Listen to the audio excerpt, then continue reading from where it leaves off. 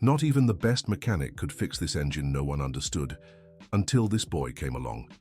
Gary Thompson was on the verge of despair when he heard the faint voice behind him. His shop, once known as the best in Dayton, now faced the worst crisis in 20 years because of a single engine no one could figure out. "Mr. Gary, can I try?" the boy asked in a shaky voice. The shop owner turned sharply and saw Tyler, the 13-year-old son of Mrs. Sharon, the cleaning lady. The boy stood there, his hands smeared with grease and his blonde hair tousled, staring intently at the engine of the Peterbilt truck that had stumped every expert in the region for 3 months. "Tyler, get out of there, kid." "This is no place for a child," Gary snapped, rubbing his tired face. "But I recognize that sound, Mr. Gary. This engine's making the same noise as—" "Nonsense, boy." The man cut him off. "The best mechanics from Chicago, Cincinnati, even Baltimore have already been here. No one can figure out what's different about this engine." Tyler lowered his head but didn't move. His eyes stayed fixed on the engine, as if he saw something the others couldn't. The strange noise coming from the machine was constant, a deep hum mixed with small clicks that formed an almost musical pattern. "It's just that my dad always said every engine has its own voice, Mr. Gary, and this voice as I've heard it before." Gary stopped wiping his hands on the rag and looked at the boy more closely. Tyler always showed up at the shop when his mother came to work, but he never interfered. He'd sit quietly in a corner, just watching everything with those curious eyes. "Your dad?" "Kid, I didn't even know you had a father." "I don't talk about him because it makes Mom sad," Tyler murmured, kicking a pebble on the ground. "But he taught me a lot before he left." Businessman Richard Blackwell arrived just then, his face red with anger. He owned the truck, a wealthy man who shipped goods all across the Midwest. 3 months without his fleet's main vehicle was costing him a fortune. "Gary, you've got 1 more day to fix this, or I'm taking my truck and suing your shop for incompetence," Richard shouted, slamming his fist on the counter. "Richard, please, just give me more time. I've tried everything." "I don't want to hear it. 3 months, Gary. 3 months this engine's been here and no one can get it running right." Tyler timidly approached the businessman. "Sir, the engine isn't broken. It's protecting itself." Richard looked at the boy as if he'd seen a ghost. His face went pale, and he took a step back. "What's this kid doing here?" "He's Mrs. Sharon's boy, our cleaner," Gary explained. "Tyler, go play outside. Let the adults talk." "No," Richard yelled, startling everyone. "I mean, the boy can stay." "I was just curious who he was." The businessman's strange reaction made Gary glance between Tyler and Richard, trying to understand what was happening. Why would such an important man get worked up over a child? "Mr. Gary," Tyler insisted, "can I at least listen to the engine up close? I promise I won't touch anything." Gary sighed. He was out of options anyway. After 3 months of criticism from every mechanic in the area, his reputation was ruined. Some people were already saying he was getting too old for the job. "Fine, but just listen and be careful." Tyler stepped up to the engine and pressed his ear close to the metal. He closed his eyes and stayed silent for long minutes while Gary and Richard watched tensely.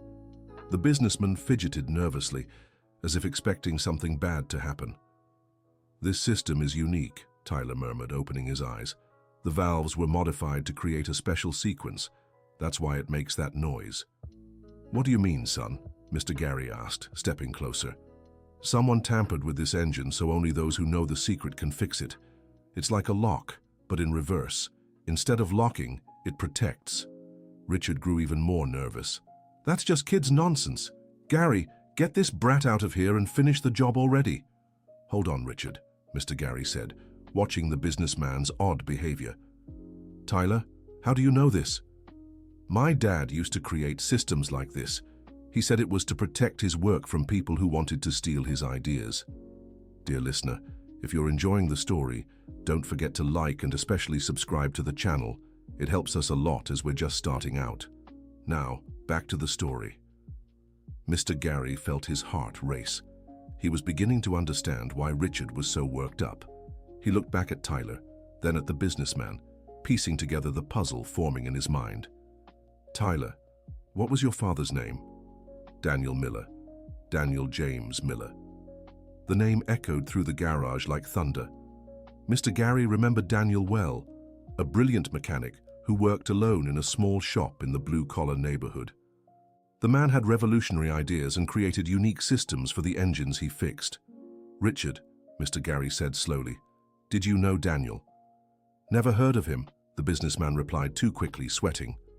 "Strange, because about 4 years ago, Daniel disappeared overnight, left his shop locked, his house empty, and you showed up around the same time with this Peterbilt truck, saying you'd bought it from a guy who couldn't make the payments." Tyler looked from one man to the other, sensing the tension in the air. His eyes filled with tears, but he tried to stay strong. "My dad didn't just disappear, Mr. Gary. He had to leave to protect us." "Protect you from what, son?" "From people who wanted to steal his inventions. He found out someone was planning to take all the systems he'd created and use them to make money. That's why he modified all the important engines and hid the secrets." Richard was visibly desperate now. "Gary, I'm not standing here listening to this kid's nonsense. Fix my problem or what, Richard?" Mr. Gary cut in, starting to grasp the situation. "Are you going to do to my shop what you did to Daniel's?" "I didn't do anything. That truck is rightfully mine." Tyler stepped closer to the engine again, this time with more confidence. "I can show you how it works, Mr. Gary. My dad taught me the secret before he left." "Tyler, no!" Richard shouted, revealing more than he intended. "I mean, it's dangerous to mess with an engine if you don't know what you're doing." "Interesting how concerned you suddenly are about the boy, Richard," Mr. Gary observed, especially after barely wanting to look at him earlier. The businessman realized he'd given himself away. His breathing was ragged, and sweat dripped down his forehead, even though the garage wasn't that hot. Tyler ignored the tension between the adults and began examining the engine with his hands. His small fingers touched each part with impressive precision, as if he knew exactly where to look. "Here," he said, pointing to a specific part of the engine. "There's a screw that looks normal, but it's actually a lock. If you turn it 3 times to the right and once to the left, it releases the system." Mr. Gary watched in fascination as Tyler performed the exact movement.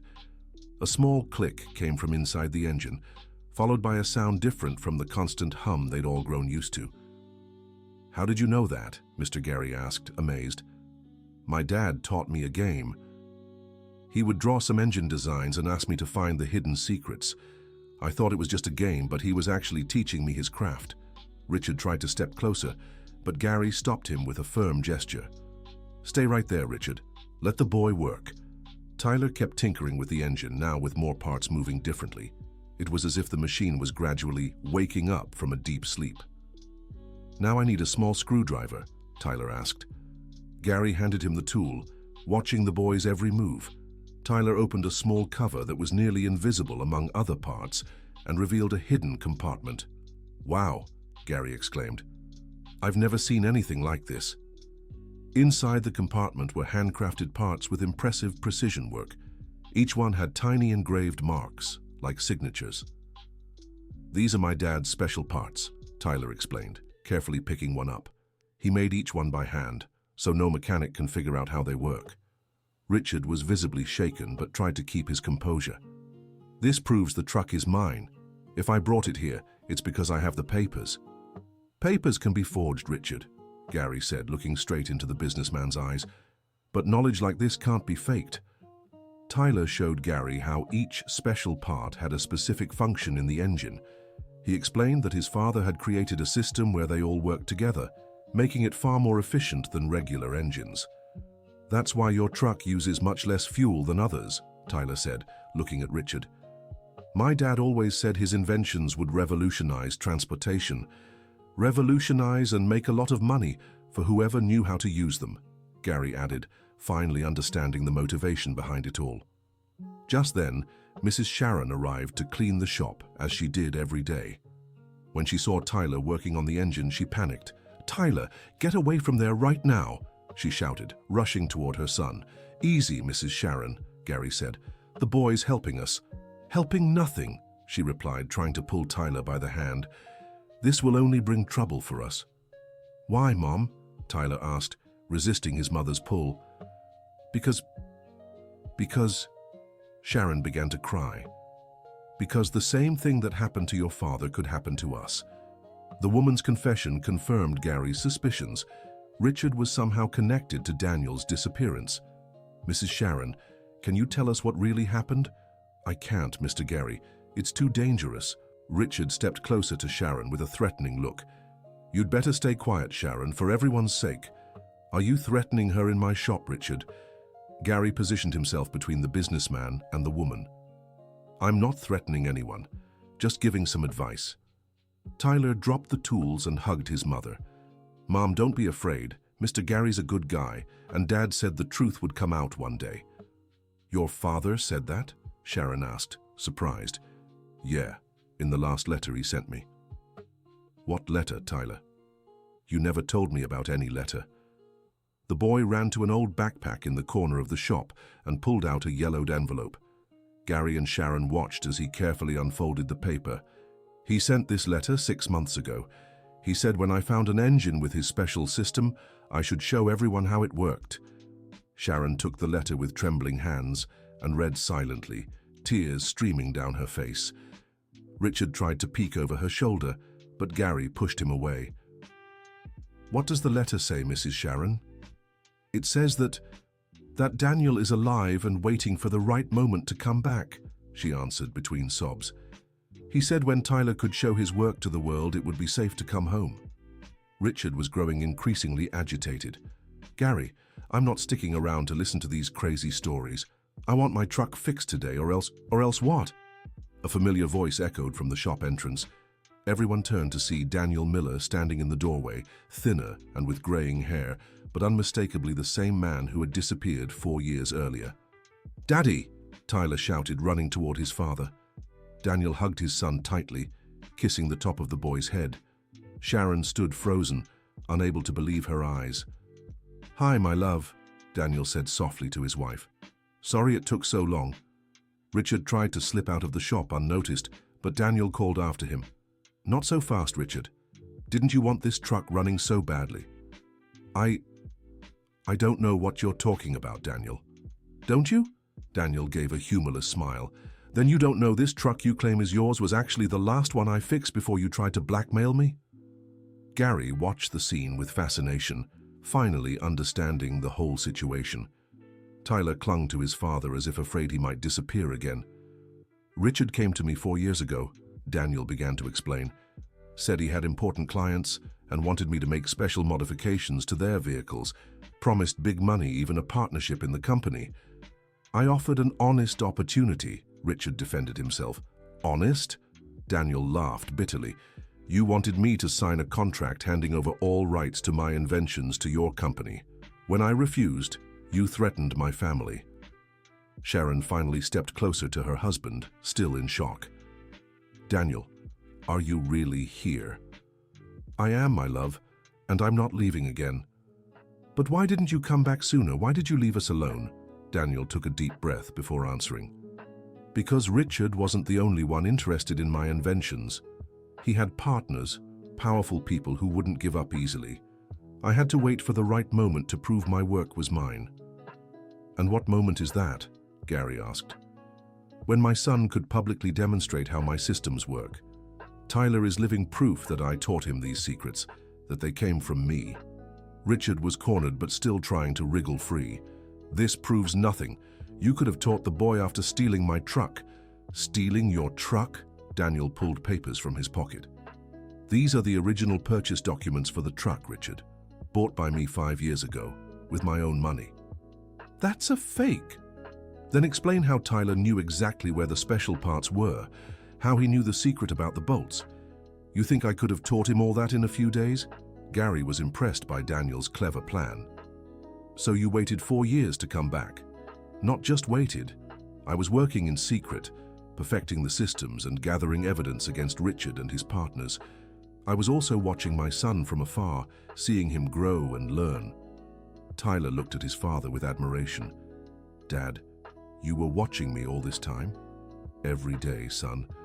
I saw you coming here to the shop with your mom, paying attention to everything, asking the right questions. I knew you were ready. Dear listener, if you're enjoying the story, Don't forget to like and especially subscribe to the channel. It helps us newcomers a lot. Now back to the story. Sharon hugged her husband, but was still confused. Daniel, why didn't you tell me anything? I spent 4 years thinking you had abandoned us. Because I needed you all to act naturally. If you knew I was nearby, you might have let something slip. Richard had people watching you. Watching? Sharon was startled. Why do you think you got the job here at the shop so easily? Daniel explained. Richard knew sooner or later I'd come back for my Peterbilt truck. He wanted you nearby when it happened. Mr. Gary looked at Richard with disgust. You used a mother and son as bait. I didn't use anyone, I just offered a job. To the wife of the man you were chasing, Daniel added, and you had the nerve to bring my own truck to the shop where my family worked.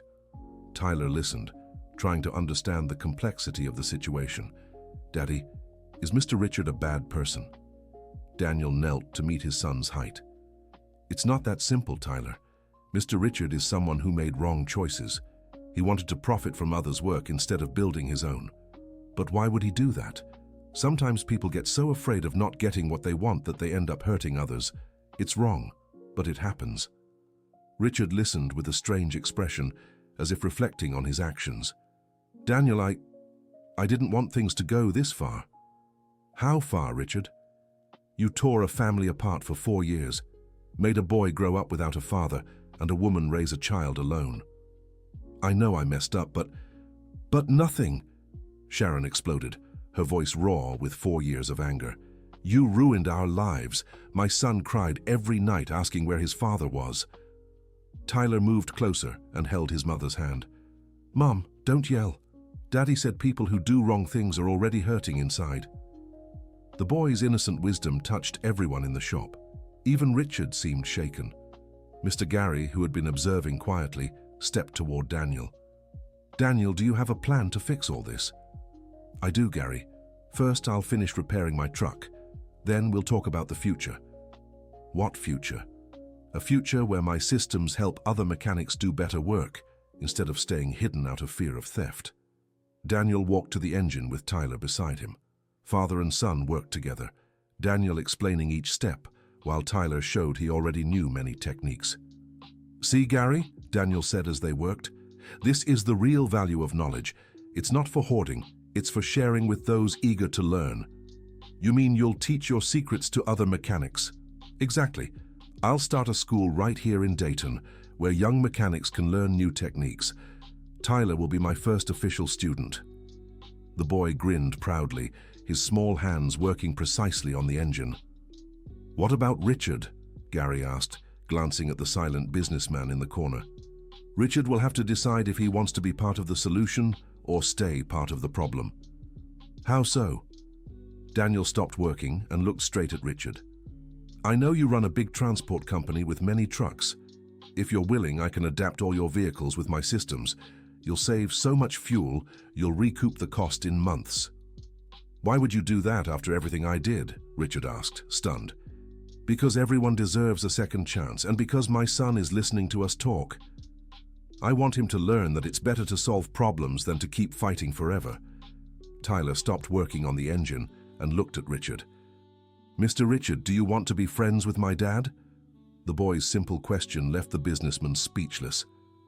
He looked around the shop, at Gary, at Sharon, at Daniel, and finally at Tyler.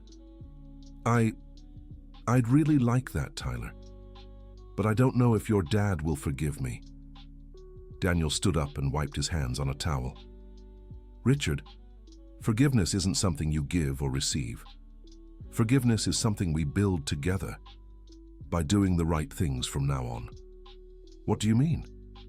I mean, if you're willing to work honestly with me, we can forget the past and build something good for everyone. Sharon watched her husband with admiration. Even after so much suffering, Daniel still managed to offer a peaceful solution. Daniel, are you sure about this? She asked softly. I am, my love. Holding on to anger only hurts us. It's better to turn this whole situation into something positive. Gary was impressed by Daniel's generosity, but still had doubts. What if Richard doesn't accept the offer? What if he tries to cause trouble again? Then it'll be different, Daniel replied firmly. This time, I won't run away. I have all the proof I need and friends who'll stand by me. Tyler had managed to get the engine running perfectly. The strange noise was gone, replaced by the smooth, powerful hum of a well-tuned motor. I did it, Dad, Tyler shouted, beaming with happiness. We did it, son, Daniel corrected, hugging the boy. We worked together. Richard timidly stepped closer to the engine. Can I hear how it sounds? Daniel nodded. Richard leaned in and listened to the machine's flawless operation. I've never heard an engine so quiet and powerful, he admitted. This is just one of the systems I've developed, Daniel explained. I have designs for engines that use half the fuel of a normal one and last twice as long. Daniel, Richard said hesitantly, if you'll let me, I'd like to invest in your school, not as a partner, but as a supporter, without expecting anything in return. Why would you do that?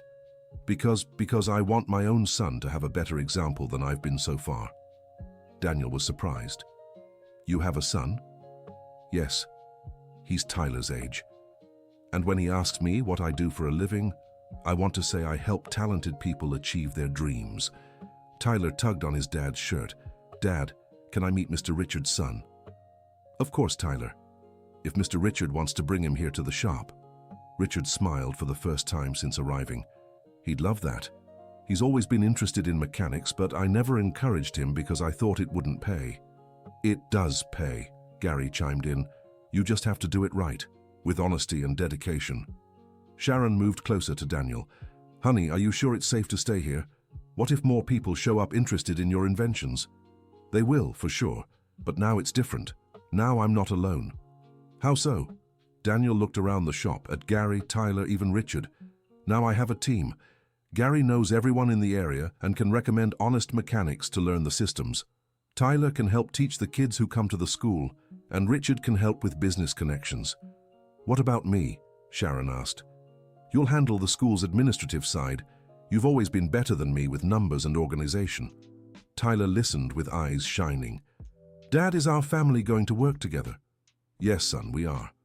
And it will help other families too. Gary was liking the idea. Daniel, can we use my shop as a base to get started? Of course, but we'll need to expand. Maybe build a new area just for the school. I can help with that, Richard offered.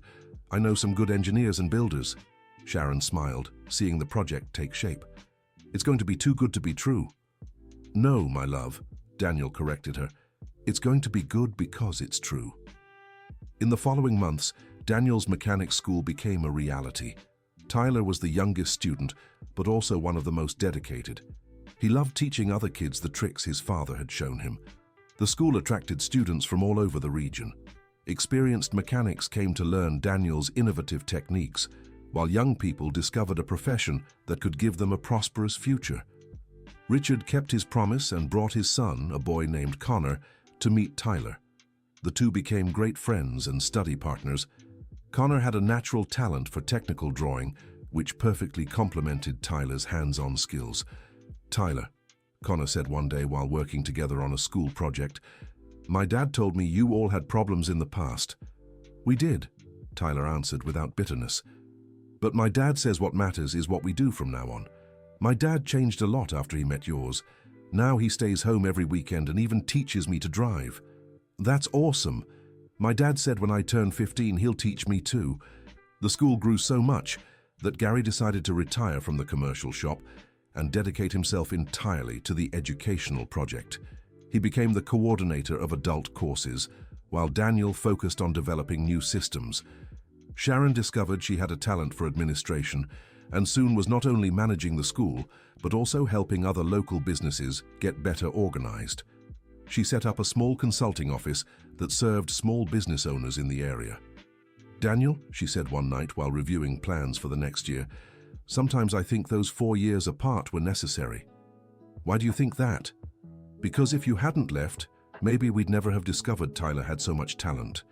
And maybe you'd never have developed all these new systems. Daniel reflected on his wife's words. You might be right, but I still wish I'd stayed here with you. Me too, but it's in the past. What matters is that we're together now and doing something that helps a lot of people. Tyler walked into the room at that moment, carrying a notebook full of drawings. "Dad, Mom, look what I came up with." He showed them a detailed sketch of a system that would make oil changes much faster and cleaner. "Wow, Tyler," Daniel exclaimed, examining the drawing. "This is brilliant. Do you think it'll work?" "I think it will. And I think you're ready to start creating your own systems." Tyler beamed with happiness. "Really? I can start inventing things?"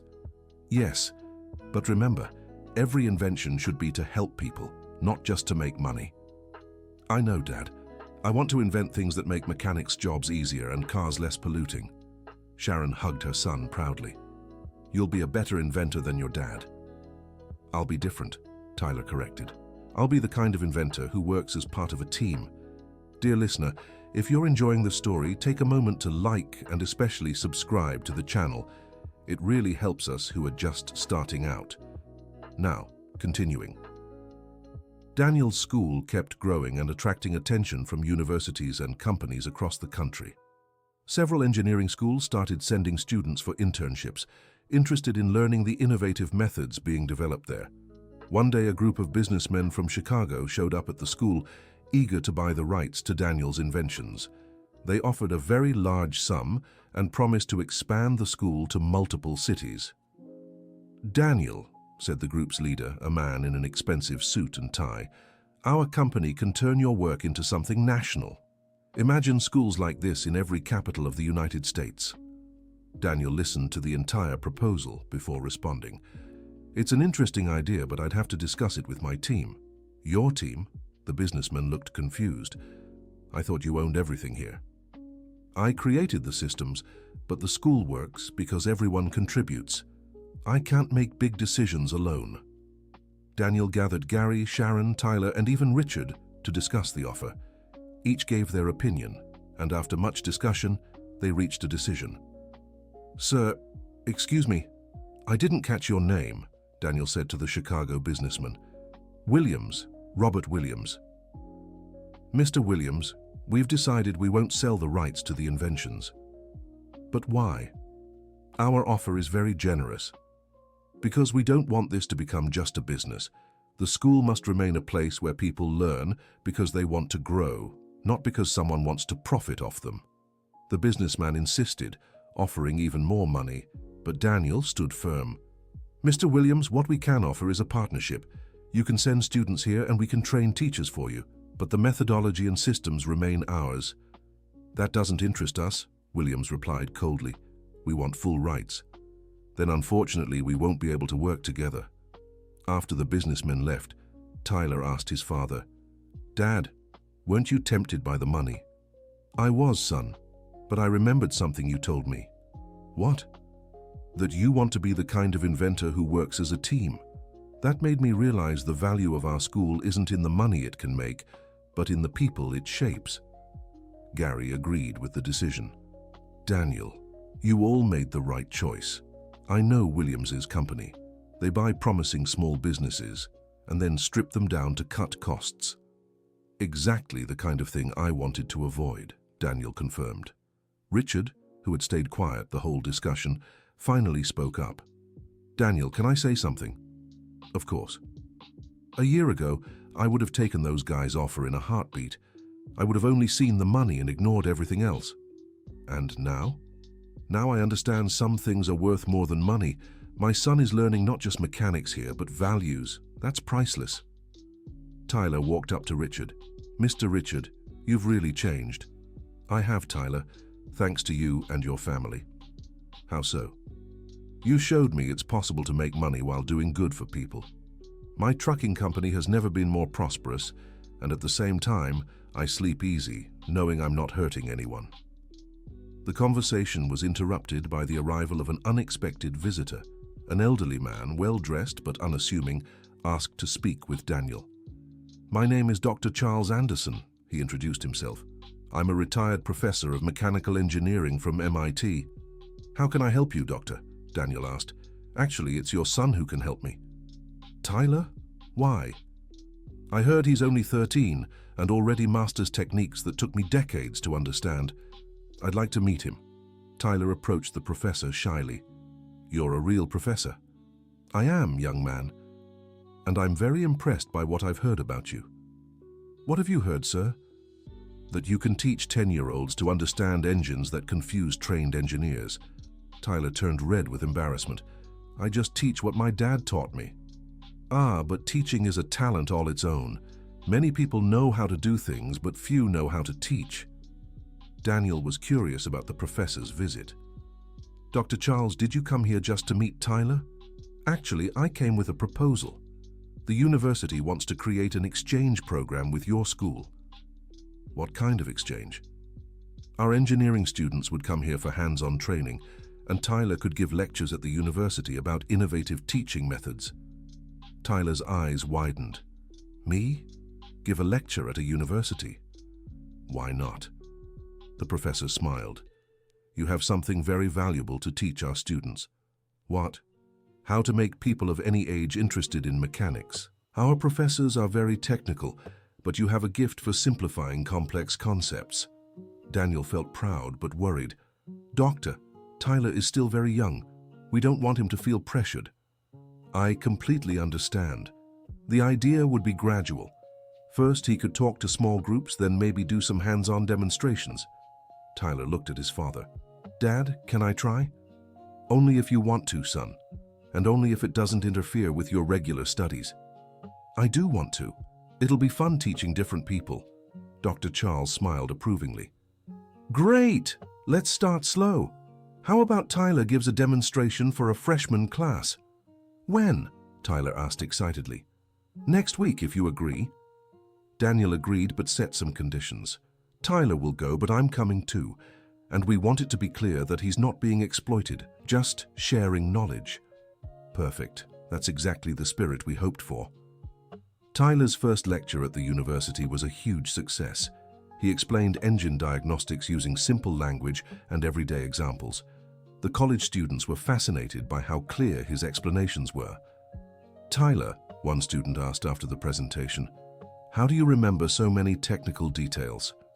It's because I learned by playing, Tyler replied. My dad always made every lesson feel like a game or a mystery to solve. How did he do that? For example, when he wanted to teach me about valves, he said they were like magic gates that controlled the path of air. That made me curious to know how the gates worked. Dr. Charles was impressed by the method. Daniel, have you ever thought about writing a book on your teaching methods? Never crossed my mind. You should consider it. What you've developed here could revolutionize technical education in the United States. Tyler chimed in. Dad, if you write a book, can I help? I know which parts are hardest to understand. Of course, son. In fact, I think you should be a co-author. Co-author? What's that? It means you'd also be listed as one of the book's writers. Tyler beamed. Really? My name would be on the cover? It sure would. Dr. Charles enthusiastically supported the idea. Tyler, you'd probably be the youngest co-author in the history of American technical books. Over the next few months, father and son worked together on the book. Tyler contributed drawings and simplified explanations, while Daniel developed the more advanced technical sections. The book was published a year later under the title Mechanics for Everyone: Teaching and Learning Together. Tyler, now 14, was invited to several book fairs and educational events. Tyler, a reporter asked during an interview, what's the secret to teaching mechanics to kids? There's no secret, he replied naturally. You just need to show that mechanics is like a giant puzzle. Everyone likes puzzles. And what's your dream for the future? Tyler thought for a moment before answering. I want every child in the United States to be able to learn a profession they love, not just mechanics, but anything. And I want parents to never have to leave home to protect their families. The answer moved the journalist and everyone watching. Why is this important to you? Because I spent 4 years without my dad. It was really hard. No child should go through that. Daniel, who was watching the interview, felt his eyes fill with tears. His son had turned past suffering into motivation to help others. After the interview, Tyler went to his father. Dad, did I say something wrong? On the contrary, son, you said everything right. Then why do you look sad? I'm not sad. I'm proud. And I'm thinking about something. About what? How you managed to make something good out of a bad situation. Tyler hugged his father. I learned from you, Dad.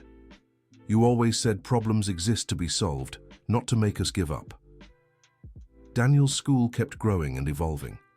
Tyler became a respected teacher, even as a teenager.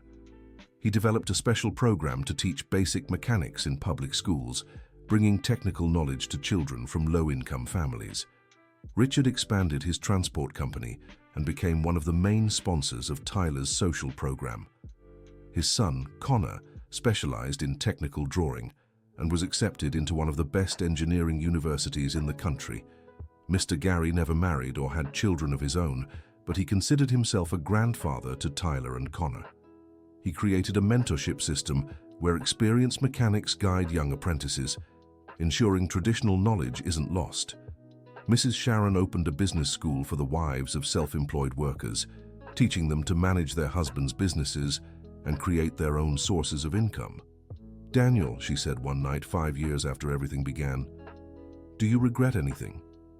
I regret taking so long to come back, but I don't regret protecting you all. And I don't regret waiting for you. Tyler, now 18, walked into the room holding an envelope. Dad, Mom, an important letter arrived. From whom? Mrs. Sharon asked. From the Department of Education. They want to turn our methodology into a national public policy.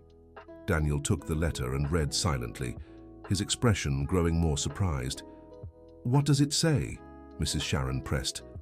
They want to create technical schools based on our model in every state in the United States. And they want Tyler to be the National Educational Coordinator. Tyler was speechless for a few seconds. You mean I'll be able to teach children all over the country? That's right, Daniel confirmed, still in disbelief. And you'll come with me? Of course we will, son. We're a team, remember? Tyler smiled, but then grew thoughtful. Dad, can I ask you something? Of course. If I take this job, will I be able to help kids like I was?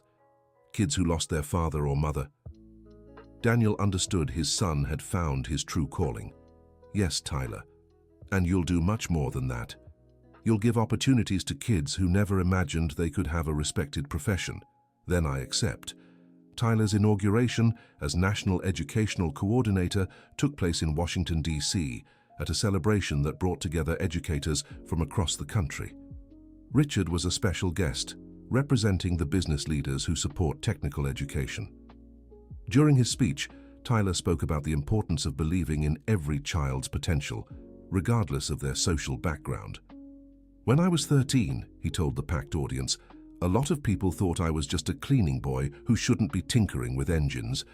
Now I know every child has something special to offer the world. Our mission is to help them discover what that is. The audience rose to their feet, moved by the young coordinator's words. After the ceremony, the family gathered for a private conversation. Tyler, Daniel said, you know your life is going to change a lot from now on, right? I know, Dad, but I also know you'll all be with me. Always, Sharon assured him. Wherever you go, we'll be there. And remember, Tyler said, taking his parents' hands, all of this started because you taught me that problems exist to be solved. Now we're going to solve the issue of technical education across the entire United States. Daniel looked at his son with endless admiration. The boy who had grown up without his father for 4 years was now ready to be a father figure to thousands of children who needed guidance and opportunities. Son, he said, his voice trembling, I couldn't be prouder of you. Neither could I of you, Tyler replied. Thank you for teaching me that knowledge only has value when it's shared. Tyler's family story spread throughout the United States, inspiring other families to value education and perseverance.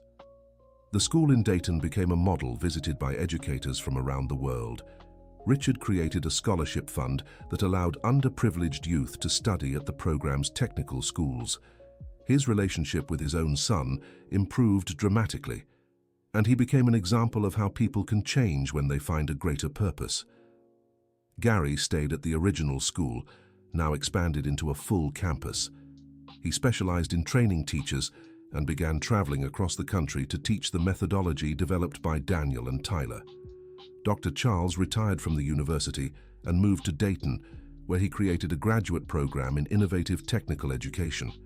He often said his final career years were the most rewarding, working with people who truly wanted to make a difference. 10 years after the day Tyler timidly approached the mysterious engine, he married a teacher he met while visiting a technical school in the South. The ceremony took place in the workshop where it all began, with Gary serving as best man and Richard as the master of ceremonies. Daniel, now nationally known as the father of new technical education, continued inventing and teaching. His inventions were adopted by automobile manufacturers and helped make American cars more efficient and less polluting. Sharon became a national consultant in educational management and wrote 3 books on running technical schools. She created a special program to train women to manage schools and workshops, breaking gender barriers in the technical field. Tyler's final major achievement was creating an international exchange program that brought young people from African and Latin American countries to the United States to learn American technical education methods. "Dad," Tyler said on the graduation day of the first international class, "remember when you taught me that knowledge has no borders?" "I do, son. Now I'm seeing it happen for real. These young people will return to their countries and teach others. It's like our ideas are flying around the world." Daniel smiled, seeing that his son had fully understood the philosophy he had tried to pass on from the very beginning. "Tyler, do you know what makes me proudest about you?" "What?" "It's not that you became famous or successful. It's that you never forgot where you came from and never stopped wanting to help others. I learned that from you, from Mr. Gary, and even from Mr. Richard. Each of you taught me something different about how to be a better person." That night, the family gathered in the old workshop, now transformed into a museum, showcasing the history of the National Technical Education Program. Tyler showed his young children the tools he had used as a boy. "Daddy," Tyler's eldest son, just 5 years old, asked, "will I get to fix engines too?" "You'll get to learn anything you want, son, and your grandpa and I will be here to teach you." Daniel picked up his grandson and carried him to the original engine, the one Tyler had repaired so many years ago, now preserved as a historical artifact. "See this engine, champ?" he said to the little boy. "This is where it all began, with your dad being brave enough to step in when no one else could. And can I be brave too?" "Of course. And you know why?" "Why?" "Because bravery isn't about not being scared. It's about doing what's right, even when you are scared." The child nodded solemnly, as if understanding the weight of those words. Sharon watched the scene with emotion, remembering how something so simple had grown into something so extraordinary. "Daniel," she said softly, "do you think those 4 years apart were really worth it?" Daniel looked around the workshop, at the photos on the wall showing hundreds of young people who had graduated from the program, the thank you letters from families whose lives had changed, the awards from educational organizations around the world. They were, my love, not for the hardship, but for what we built after it. Tyler approached his parents, holding a folder of documents. "Dad, Mom, I have some news." "What is it?" Sharon asked. "I've just been invited to speak at the UN about technical education as a tool for social development." Daniel and Sharon were speechless. "The UN?" Daniel repeated, stunned. "That's right. They want me to talk about how our experience can be adapted for developing countries." Sharon hugged her son, tears in her eyes. "My son speaking at the UN. Who would have thought?" "Who would have thought the janitor's boy would go so far?" Tyler added without bitterness, simply acknowledging the incredible journey his life had taken. Gary, who had arrived for the family gathering, overheard the last words. "Tyler, you were never the janitor's boy. You were always Tyler, the kid who saw solutions where others saw problems." "Mr. Gary's right," Daniel agreed. "Even as a child, you had a gift for simplifying the complicated and believing anything could be fixed. And now you'll take that message to the whole world," Sharon added, beaming with pride. Tyler took one last look around the workshop, at the engine that had changed his life, the tools his father had used to teach him the secrets of mechanics. the workbench where he'd spent so many afternoons learning that patience and dedication could overcome any obstacle. "You know what I'm going to say at the UN?" he told his family. "What?" they all asked together. "I'm going to say that technical education isn't just about teaching trades. It's about teaching that every person has value, every problem has a solution, and every family can overcome anything when they work together." Daniel hugged his son, feeling his mission as a father had been fulfilled. "Tyler, you know you don't need my approval for anything anymore, right?" "Yes, I do, Dad. I always will. Not to make decisions, but to remember where I came from and where I want to go." "And where do you want to go?" Tyler smiled, watching his children play among the old tools. "I want to go to a world where no child has to grow up without their parents, where every young person has the chance to learn a respectable trade, and where families are valued for who they are, not what they have." "That's a very big dream, son. That's exactly why I need you all to help me make it happen." The family left the workshop hand in hand, walking toward the future they had built together. Behind them, the engine that had started it all remained on display, not just as a museum piece, but as a symbol that problems exist to be solved, and that knowledge, when shared with love, can transform not just individual lives, but entire communities. And so, the story that began with a brave boy asking to try fixing a mysterious engine turned into an educational revolution that touched thousands of lives and proved that sometimes the biggest changes start with the simplest acts of people who refuse to give up. End of story. Now tell me what you thought of this touching story and where you're watching from. Tyler showed us that with determination and family unity, we can overcome any obstacle and turn hardships into opportunities for growth. Do you think Daniel made the right choice by agreeing to work with Richard after so much suffering? I'd love to read your thoughts in the comments. Thank you so much for joining me.